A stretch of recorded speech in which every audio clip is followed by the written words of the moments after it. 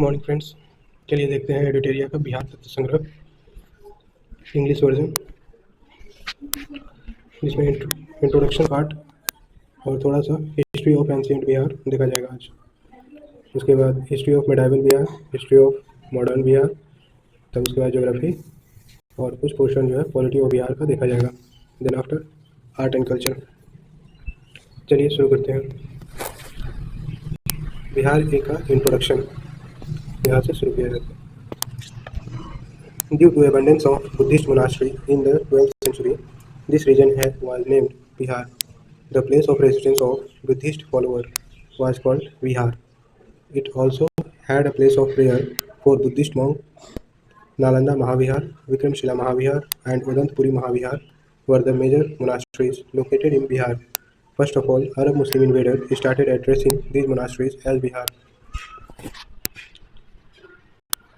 According to this, 12th century के लगभग में बुद्धिस्ट मोनास्ट्री की संख्या इस रीजन में बहुत ज़्यादा थी, जिसमें कि कुछ के नाम दिए गए हैं: नालंदा महाविहार, विक्रमशिला महाविहार, उदंतपुरी महाविहार।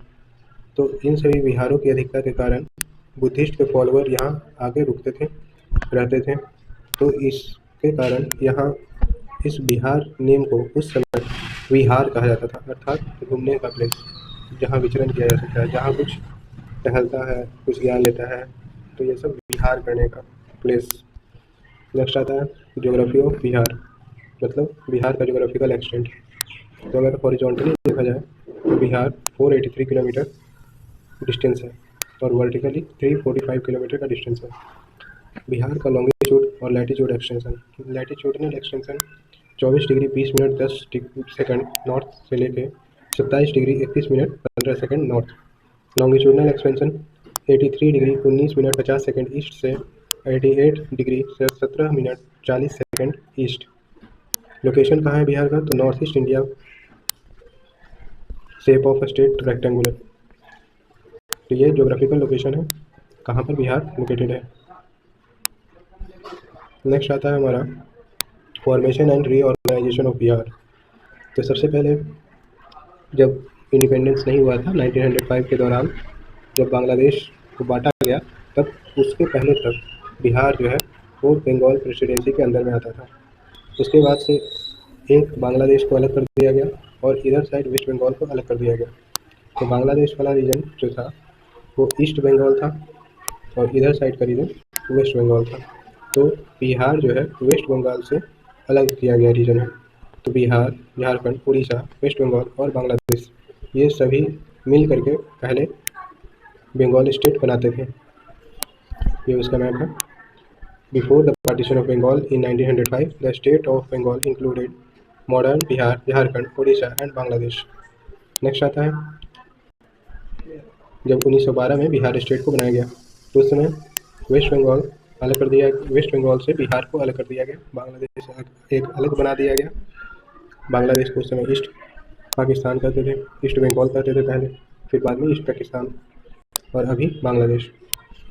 तो 1912 में वेस्ट बंगाल से इस पार्ट को अलग किया गया, जिसमें कि बिहार, आज का झारखंड, आज का उड़ीसा, ये सब सेपरेट हुआ। Establishment of separate state of Bihar from Bengal which included the modern state of Jharkhand and Orissa. ये बिहार स्टेट का 1912 में इस्टेब्लिशमेंट किया गया, 1 अप्रैल 1912। नेक्स्ट आता है बिहार का फिर से डिवीजन किया गया 1 अप्रैल 1936 में, after separation of Orissa state from Bihar state which also included Jharkhand. 1936 में बिहार से उड़ीसा स्टेट को सेपरेट किया गया। देन आफ्टर 15 नवंबर 2000 को बिहार से झारखंड स्टेट को भी अलग किया गया। Before the creation of Jharkhand separately from Bihar, there were a total 55 districts in Bihar. After the creation of Jharkhand state, a total of 37 districts and 54.155% land remain in Bihar. After the creation of urban district in 2001, the total number of districts in Bihar is 38. वहीं झारखंड का देखिए, Jharkhand state separated from Bihar was formed by combining the total 18 districts. Jharkhand got 45.845% of the total geographical area of Bihar. At present, there are total 24 districts in Jharkhand.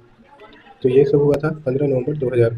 यहाँ तक बिहार का bifurcation किस प्रकार से हुआ, आज का बिहार कैसे अस्तित्व में आया, तो उसके विषय में है। नेक्स्ट है उसी को क्रोनोलॉजिकल ऑर्डर में बताया गया है कैसे बिहार स्टेट आज के डेट में आया है। तो 12 दिसंबर 1911 को अनाउंसमेंट हुआ था of creation of separate Bihar state in Delhi Darbar. तब आया 22 मार्च 1912 को नोटिफिकेशन और announcement of formation of Bihar. Then after 1 April 1912 को formation of the state of Bihar including Jharkhand and Orissa. Then after 1 April 1936 को formation of state of separate state of Orissa from Bihar. फिर हुआ 15 November 2000 को formation of separate state of Jharkhand from Bihar, जो कि final division आज का बिहार का हुआ है।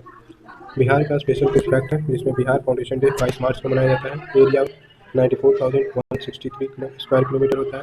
Total population according to 2011 census के अकॉर्डिंग 10,40,99,452 टोटल पॉपुलेशन एज पर बिहार।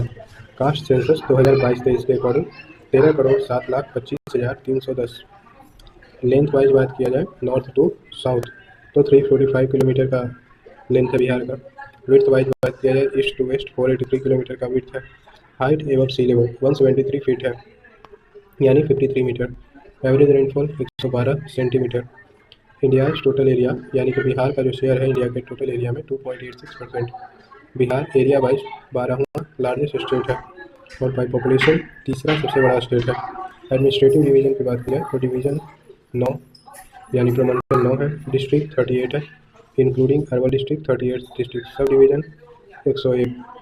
ब्लॉक 534। पंचायत 8,058 8058 8058। नेक्स्ट है म्यूनिसिपल कॉर्पोरेशन जो कि टोटल 19 है और 19th municipal corporation is Saharsa. Municipal council 88। Nagar panchayat 154। Police district 40। Apart from 38 district there are Bagaha and Naugachia police district. Next आता है Bihar legislature. Legislature of Bihar ये बाई कैमरल है, मतलब लोकसभा राज्यसभा के जैसा विधानसभा और विधान परिषद द्विसदनीय बिहार की लेजिस्लेचर है। Number of seat in Bihar legislative assembly 243। Number of seat in legislative council 75। Number of seat in Lok Sabha 40। Number of seat in Rajya Sabha 16। Total number of reserve seat in legislative assembly 40। Seat reserve for schedule cast 38। Seat reserve for schedule tribe 2 जिसमें कटोरिया और मनिहारी ये 2 seat ST के लिए reserve है। Number of seat reserve for schedule caste in Lok Sabha 6 जिसमें गोपालगंज, हाजीपुर, समस्तीपुर, जमुई, गया, सासाराम ये सब डिस्ट्रिक्ट आते हैं। नेक्स्ट आता है स्टेट बाउंड्री। नॉर्थ में बिहार के साथ नेपाल बाउंड्री शेयर करता है जिसमें बिहार के 7 डिस्ट्रिक्ट बॉर्डर शेयर करते हैं नेपाल के साथ। वो सारे हैं west Champaran, east Champaran, Sitamarhi, Madhubani, Supaul, Araria, Kishanganj. Next है साउथ में झारखंड 8 डिस्ट्रिक्ट शेयर करता है border with Jharkhand. Rohtas, Aurangabad, Gaya, Nawada, Jamui, Banka, Bhagalpur, Katihar. East में वेस्ट बंगाल है जिसके 3 डिस्ट्रिक्ट बॉर्डर शेयर करते हैं किशनगंज, पूर्णिया, कटिहार। और वेस्ट में उत्तर प्रदेश के साथ 8 डिस्ट्रिक्ट बॉर्डर शेयर करते हैं जिसमें रोहतास, कैमूर, बक्सर, भोजपुर, सारण, सिवान, गोपालगंज, वेस्ट चंपारण। इस तरीके से बिहार का बॉर्डर जो है डिस्ट्रीब्यूशन है और उनका किन किन डिस्ट्रिक्ट का कितना एरिया जो है वो बॉर्डर शेयर करता है उसके बारे में है। नेक्स्ट है हमारा स्टेट सिंबल। ये बिहार का मैप है और बिहार के मैप में ये यहाँ पर देखा जा सकता है कि उत्तर प्रदेश, नेपाल, वेस्ट बंगाल और झारखंड के साथ कौन कौन डिस्ट्रिक्ट बॉर्डर शेयर करते हैं। नेक्स्ट आता है स्टेट सिंबल। स्टेट सिंबल में है बोधि ट्री। बोध गया का Bodhi tree surrounded by 2 swastika symbol. Next है state tree peepal due to religious belief. Next है state flower of Bihar marigold, ये 2013 में डिक्लेयर किया गया। नेक्स्ट है स्टेट एनिमल बुल 2013 के पहले, उसके पहले बिफोर 2013 बियर था। नेक्स्ट आता है स्टेट बर्ड स्पैरो, इसके पहले 2013 के पहले डॉग बर्ड हुआ करता था। स्टेट फिश मांगुर 2008 में अनाउंस किया गया। Official language, first official language Bihar का Hindi, second official language Urdu. State song of Bihar मेरे भारत के कंठहार तुझको सत सत वंदन बिहार। लिरिक्स है सत्यनारायण के। Musician Hari Prasad Chaurasia and Shiv Kumar Sharma. Recognise किया गया था 2012 में। Prayer song of Bihar state मेरी रफ्तार पर सूरज की किरण नाच करे। नेक्स्ट आता है डिवीज़न और उससे रिलेटेड डिस्ट्रिक्ट। तो सारण डिवीज़न में 3 डिस्ट्रिक्ट आता है। हेडक्वार्टर छपरा, इसमें आने वाले डिस्ट्रिक्ट है सारण, सिवान, गोपालगंज। नेक्स्ट है तिरहुत, इसमें 6 डिस्ट्रिक्ट आते हैं। इसका हेडक्वार्टर मुजफ्फरपुर होता है। इसका एसोसिएटेड डिस्ट्रिक्ट है west Champaran, east Champaran, Muzaffarpur, Vaishali, Sitamarhi, Sheohar. Next है दरभंगा, इसमें 3 डिस्ट्रिक्ट आते हैं। मधुबनी, इसका हेडक्वार्टर दरभंगा है। मधुबनी, दरभंगा, समस्तीपुर। नेक्स्ट है कोसी, इसमें 3 डिस्ट्रिक्ट आते हैं जिसका हेडक्वार्टर सहरसा है। एसोसिएटेड डिस्ट्रिक्ट है सुपौल, मधेपुरा, सहरसा। नेक्स्ट है पूर्णिया, इसमें 4 डिस्ट्रिक्ट आते हैं, हेडक्वार्टर पूर्णिया है। अररिया, किशनगंज, पूर्णिया, कटिहार, ये 4 डिस्ट्रिक्ट इसमें आते हैं। नेक्स्ट है पटना, इसमें 6 डिस्ट्रिक्ट आते हैं, हेडक्वार्टर पटना। तो इसमें डिस्ट्रिक्ट आते हैं पटना, नालंदा, भोजपुर, बक्सर, कैमूर, रोहतास। नेक्स्ट है मगध, इसमें 5 डिस्ट्रिक्ट है। गया, इसका हेडक्वार्टर है। गया, औरंगाबाद, नवादा, जहानाबाद, अरवल, ये सब 5 एसोसिएटेड डिस्ट्रिक्ट है विथ मगध डिवीज़न। नेक्स्ट है मुंगेर, इसमें भी 6 डिस्ट्रिक्ट आते हैं और मुंगेर इसका हेडक्वार्टर है। मुंगेर, चमोली, लखीसराय, शेखपुरा, बेगूसराय, खगड़िया। नेक्स्ट है भागलपुर, इसमें 2 डिस्ट्रिक्ट आते हैं, भागलपुर हेडक्वार्टर, भागलपुर एंड बंका, ये 2 एसोसिएटेड डिस्ट्रिक्ट हैं। ये डिवीज़न और डिस्ट्रिक्ट ऑफ बिहार का मैप है, यहाँ से भी रिमेंबर किया जा सकता है। स्क्रीनशॉट, आप सभी स्क्रीनशॉट ले सकते हैं। नेक्स्ट आता है हिस्ट्री ऑफ बिहार।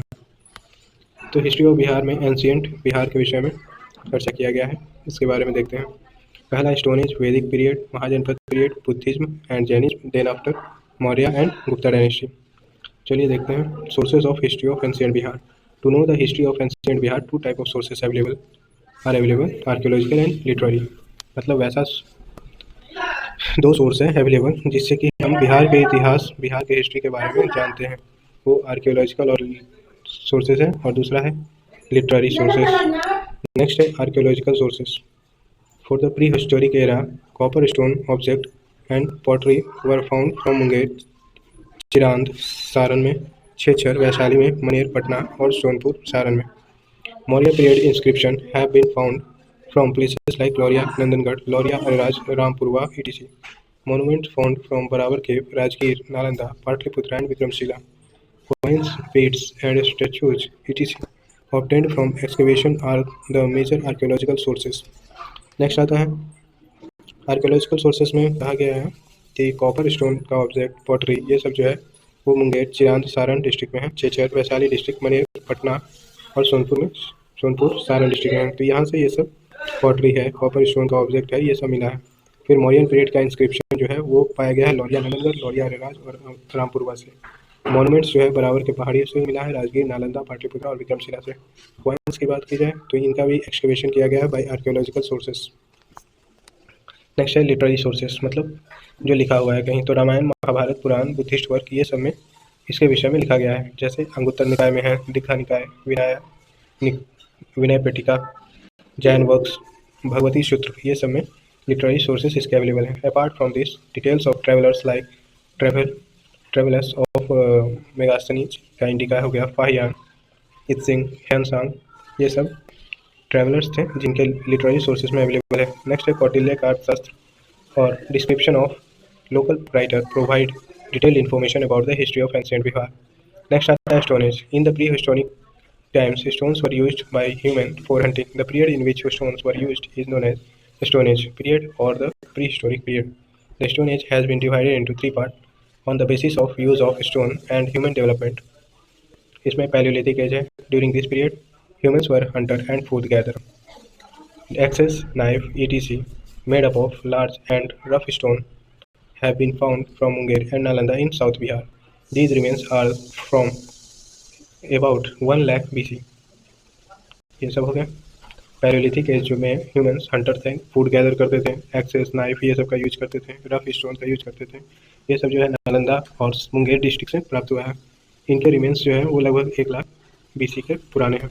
नेक्स्ट आता है mesolithic age. During this period human were hunter, food gather and animal herder. Dogs was the first domesticated animal by human.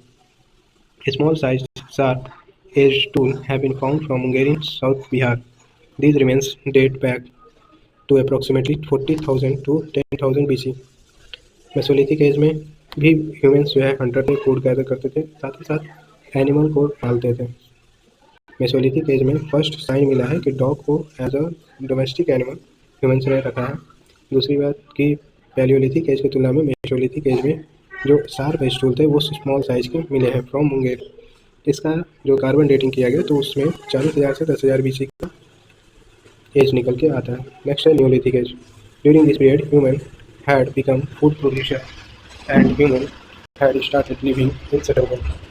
Remains of the Neolithic period have been found from the plains of Bihar. Next आता है tools made up of stone and bones have been found from Chiran, Chechar, Maner and Sanor. Next है cave painting have been found from Camur Hill, Nawada and Jamui. These remains are from around 2500 BC. Neolithic age के विषय में कहा जाता है कि ये period जो है ह्यूमंस जो है वो फूड प्रोड्यूसर और साथ ही साथ ह्यूमंस एक जगह सेटलमेंट कर करके रहने शुरू किए थे। नेक्स्ट जो टूल्स यूज किया जाता था स्टोन और बोन्स का बना हुआ वो सब चिरान, चेचर, मनेर, सनौर ये सब डिस्ट्रिक्ट के प्लेसेस से मिले हैं। कुछ केव पेंटिंग भी प्राप्त हुआ है जो कि कैमूर हिल, नवादा, जमुई ये सब प्लेसेस से मिले हैं। जो रिमेन्स हैं वो सब 2500 BC के पुराने हैं। नेक्स्ट है चालियोकोलिथिक पीरियड। जो रिमेन्स है इस पीरियड के वो चिरान, सोनपुर, ताराड़ी, चेचर, मनेर, सनौर इन सभी डिस्ट्रिक्ट से प्राप्त हुए हैं। In this period, evidence of use of copper in addition to stone tool have been found. These remains are from 1000 BC. Next आता है वैदिक period. The civilization established by the Aryans was called Vedic civilization because the history of this civilization is based on the Veda.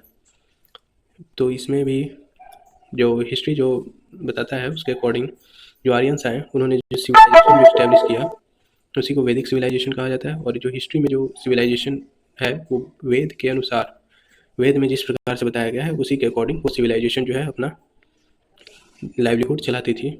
उसी प्रकार का उस समय का socio economic condition भी था। नेक्स्ट आता है कि वैदिक सिविलाइजेशन को दो पार्ट में डिवाइड किया गया है, अर्ली वैदिक और लेटर वैदिक। अर्ली वैदिक जब शुरुआत हुआ था 1500 से 1000 BC के पीरियड को कहा गया। नेक्स्ट है 1000 BC से 600 BC को लेटर वैदिक कहा गया। प्री वैदिक और ऋग वैदिक सिविलाइजेशन ये बिहार के रीजन में एक्सटेंड नहीं किया। In the later Vedic period the Aryans expanded into the region of Bihar up to the bank of Gandak river. Later Vedic period में आर्यंस जो है वो बिहार के रीजन तक एक्सपांड किए।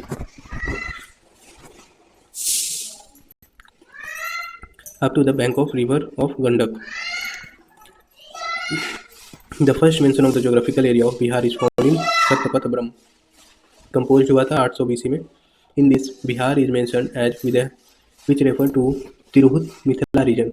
In Rigved, Bihar has been addressed with the word Kikat and Varatya. Varaha Purana में Kikata has been called as impure region और ऋग्वेद में बिहार को एड्रेस किया जाता था दो वर्ड से, किकत और वरात्य। वराह पुराण के अकॉर्डिंग किकत को इम्प्योर रीजन कहा जाता था। नेक्स्ट आता है महाजनपद पीरियड। महाजनपद पीरियड में initially small tribes were political centre. The increase in the size of tribe led to political rise due to which the tribe expanded in the form of janas, then in the form of janapada and finally in the form of Mahajanpad. These Mahajanpad were spread in North India, West India and Central India. There is evidence of only one Mahajanpad in South India. This Mahajanpad itself became the focal point of political upliftment in India. जो महाजनपद का initial जो period था उसमें small tribes political centre बन गए और धीरे धीरे ये ट्राइब्स एकजुट होकर के एक लार्जर ट्राइब बनते चले गए और फिर ये ट्राइब एक्सपांड करते चले गए, मतलब अपना एक्सपेंशन करते चले गए। तो वहाँ से जनपद का फॉर्मेशन हुआ और धीरे धीरे और बड़े बड़े जनपद मतलब जनपदों ने मिल करके एक महाजनपद का फॉर्मेशन किया। ये महाजनपद जो है जनरली वो नॉर्थ इंडिया, वेस्ट इंडिया और सेंट्रल इंडिया में प्रेजेंट थे। सिर्फ एक महाजनपद का एविडेंस मिलता है जो कि साउथ इंडिया में प्रेजेंट है। ये महाजनपद जो है वो फोकल पॉइंट है पॉलिटिकल अपलिफ्टमेंट का in India. In the 6th century BC, information about 16 Mahajanpad is found in the Buddhist text Anguttara Nikaya and Jain text Bhagavati Sutra. इसमें 6th century BC में information मिलता है 16 महाजनपदों का, जिसमें कि अंगुत्तर निकाय और जैन टेक्स्ट भगवती सूत्र से। तो ये सब महाजनपद, उनके कैपिटल, उनके प्रेजेंट एरिया, उनके विषय में है। मगध महाजनपद, इनका कैपिटल की राजगीर या ग्रीवज, आज के हिसाब से ये नालंदा डिस्ट्रिक्ट के राजगीर के रीजन को कहा जाता है। तो इसमें आज के हिसाब से देखा जाए तो पटना, गया, नालंदा का एरिया आता है। कैपिटल राजगीर, जो कि आज राजगीर के नाम से फेमस है। नेक्स्ट है अंग, जिसका कैपिटल चंपा है और ये भागलपुर मुंगेर के क्षेत्र में था। वज्जी संघ, इसका कैपिटल वैशाली है। वैशाली और मुजफ्फरपुर प्रेजेंट एरिया है। काशी, वाराणसी कैपिटल था, वाराणसी इसका प्रेजेंट एरिया। कोशला, श्रावस्ती, मल्ल, कुशीनगर, वत्स, कौशाम्बी, कुरु, इंद्रप्रस्थ, पंचाला, अक्षित्र, सुरसेना, मथुरा, छेदी, सुक्तिमती, ये सब यूपी के थे, दिल्ली साइड के थे। अवंती, उज्जैन, ये उज्जैन मध्य प्रदेश में है।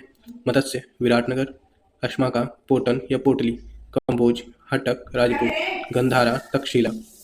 Out of 60 Mahajanapada, the area of expansion of 3 Mahajanapada was in Bihar, Vajji, Magadh and Anga. पहले ट्राइब था, यहाँ पर बताया गया है सर्कल बना के। पहले ट्राइब था, ट्राइब एकजुट होते होते जन बने, जन से जनपद बना, जनपद और बड़े हुए तो महाजनपद बना। वज्जी संघ Mahajanapada, Vajji Sangh was a union of 8 state.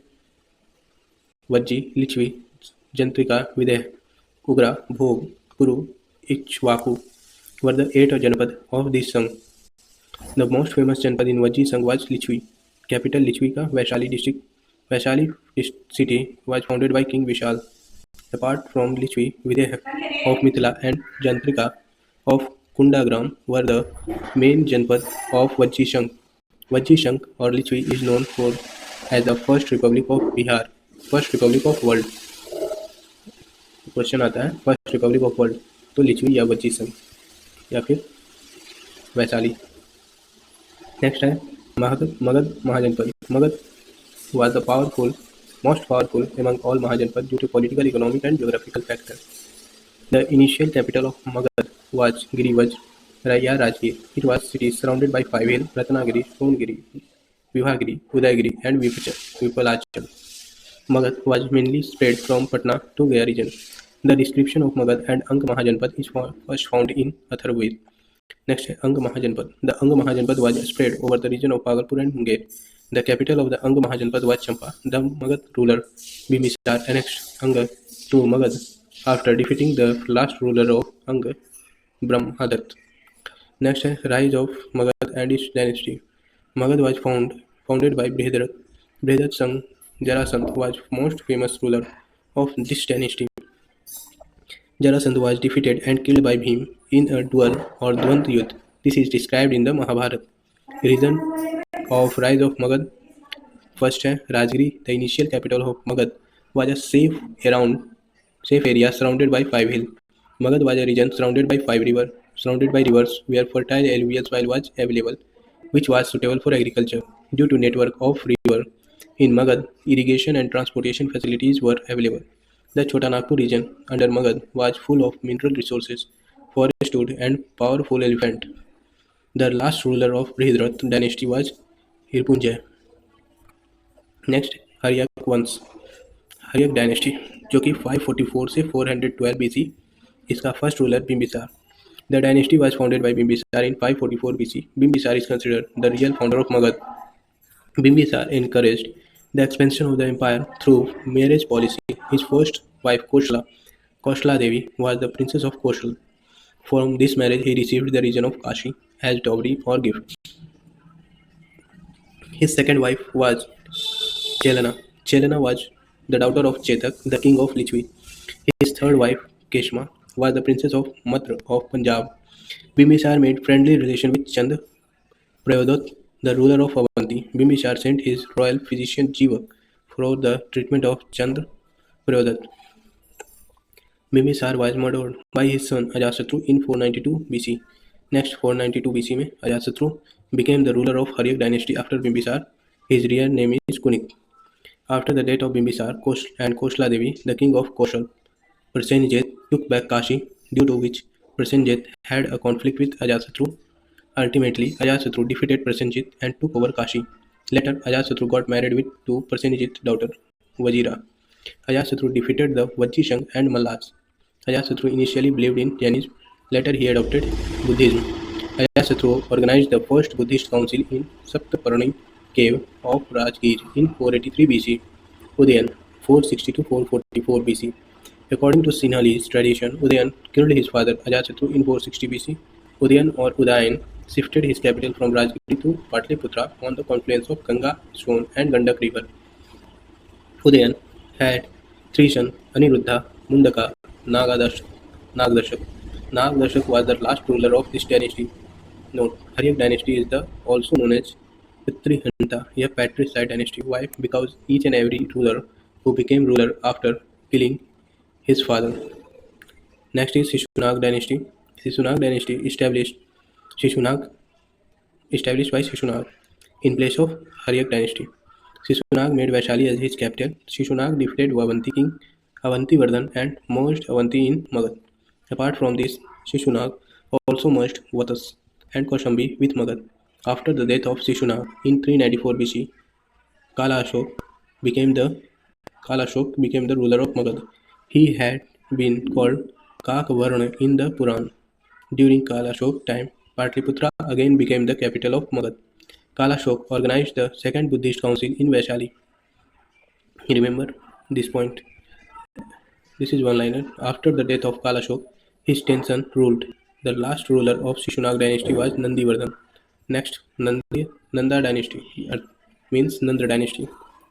344 to 321 BC. Mahajanpad Mahapadmananda established the Nanda dynasty by ending the Shishunag dynasty in 344 BC. Mahapadmananda assumed the title of Ekchhatra. Mahapadmananda has been called Ugrasen in Pali text. In the Puran, he has been described the second incarnation of Parashurama.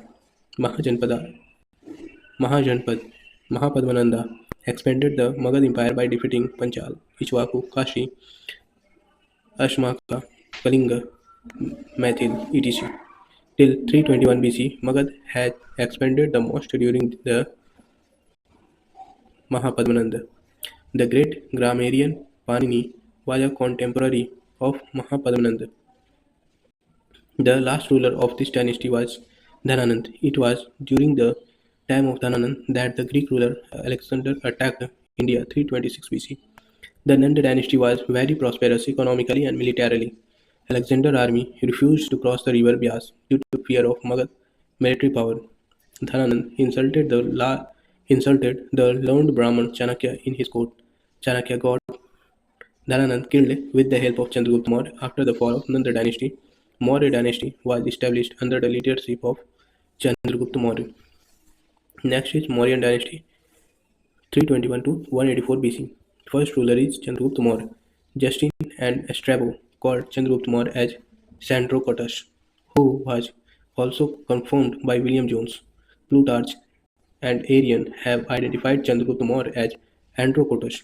Chandragupta Maurya teacher was Chanakya. Nickname is Kautilya. Real name is Kautilya, you can say. With his help, Chandragupta established the Mauryan dynasty in 321 BC. Chandragupta Maurya fought a war with Alexander's successor Seleucus Nicator in 305 BC. In the treaty after the war, Chandragupta received the area of Kabul, Kandahar, Makran, and Herat.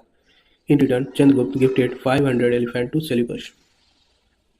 After the war, Chandragupta Maurya married Greek princess Helen Cornelia, daughter of Seleucus. Seleucus sent ambassador Megasthenes to Chandragupta Maurya court. Megasthenes wrote Indica. Chandragupta Maurya Empire extended up to the Hindu Kush mountain in the north, up to Iran, Karnataka in south, Saurashtra in the west, and Bengal in the east. This is the geographical expansion during the Chandragupta Mauryan period. In the last year of Chandragupta Maurya rule, Magad faced a severe famine of 12 years. Chandragupta Maurya abdicated his throne and went to do penance of Chandagiri mountain in Shravana Belagola, Karnataka. Chandragupta Maurya was a follower of Jainism. In 298 BC, he gave up his life by following the Jain fasting method, Shalekhana. In this way, Chandragupta Maurya died. Next is Bindusar. Bindusar was the successor of Chandragupta Maurya.